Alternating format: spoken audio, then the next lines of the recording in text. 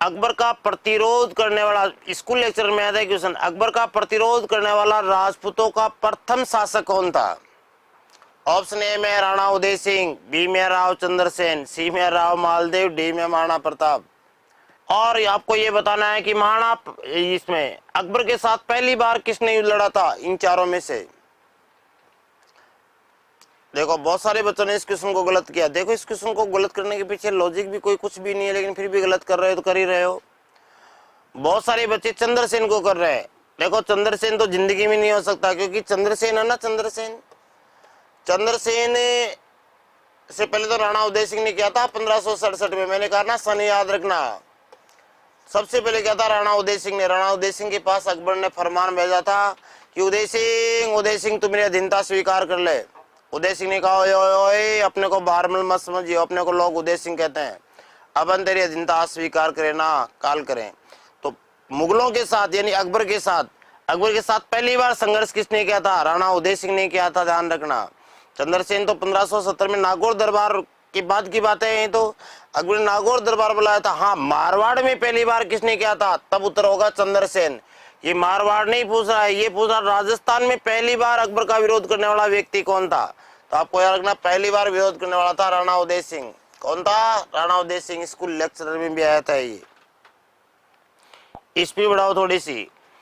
और किसने किस युद्ध में महाराणा सांगा का अत्यधिक घायल हो गए और उनका एक हाथ भी कट गया? कौन से युद्ध में कटा था भाई? ऑप्शन ए में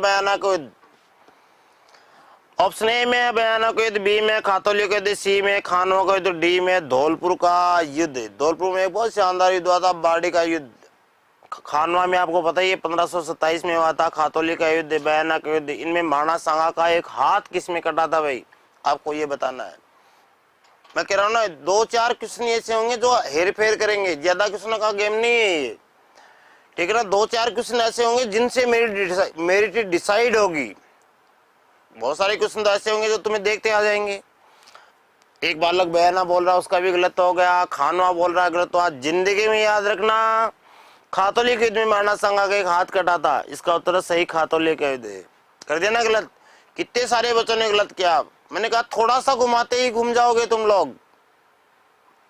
खानवा के युद्ध में महाराणा सांगा घायल हुआ था, ध्यान रखना।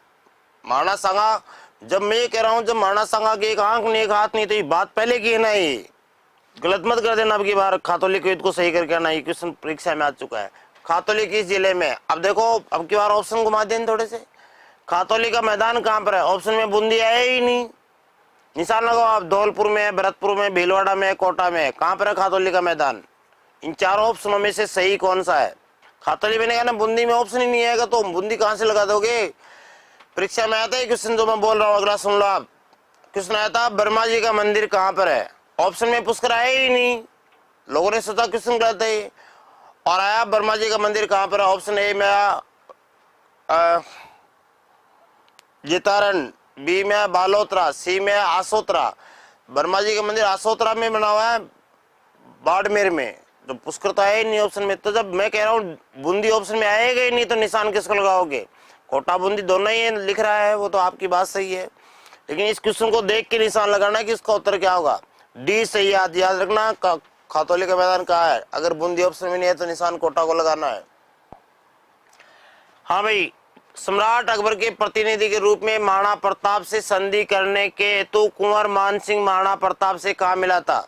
सीधे शब्दों में बोल रहा हूं मैं, महाराणा प्रताप व मान सिंह की मुलाकात कौन सी झील के किनारे हुई थी? ये क्वेश्चन पूछना है, ये चाहता है, यही हुई कहां थी ये, ठीक है ना। तो ऑप्शन ए में कुंभलगढ़, बी में उदय सागर, सी में घुगुंदा और डी में उदयपुर। इसका उत्तर बताओ फटाफट। महाराणा प्रताप व मान सिंह की मुलाकात कहाँ हुई थी? तो याद रखना, मान सिंह और महाराणा प्रताप की मुलाकात हुई थी उदयपुर के उदय सागर झील के किनारे। और मान सिंह ने जाकर कहा महाराणा प्रताप की, महाराणा प्रताप तो अकबर की दीनता स्वीकार कर ले। महाराणा प्रताप ने कहा आज करूं ना काल करूं। तो इनकी मुलाकात कौन सी झील के किनारे हुई थी? उदय सागर झील के किनारे हुई थी, ठीक है ना। तो आपको याद रखना उदय सागर झील के किनारे हुई थी।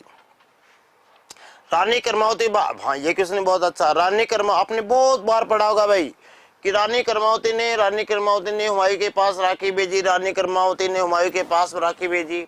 तो रानी कर्मावती हुमायूं को पहले से जानती थी क्या? ये क्वेश्चन ये कहना चाहता है, जानती थी तो फिर मुलाकात कहाँ पर हुई? रानी कर्मावती और हुमायूं की मुलाकात कहाँ हुई भाई? ऑप्शन ए में रणथंभौर में हुई, बी में कुंभलगढ़ में हुई, सी में जालौर में हुई, डी में चित्तौड़गढ़ में हुई। रानी कर्मावती की मुलाकात और हुमायूं की मुलाकात कहाँ पर हुई?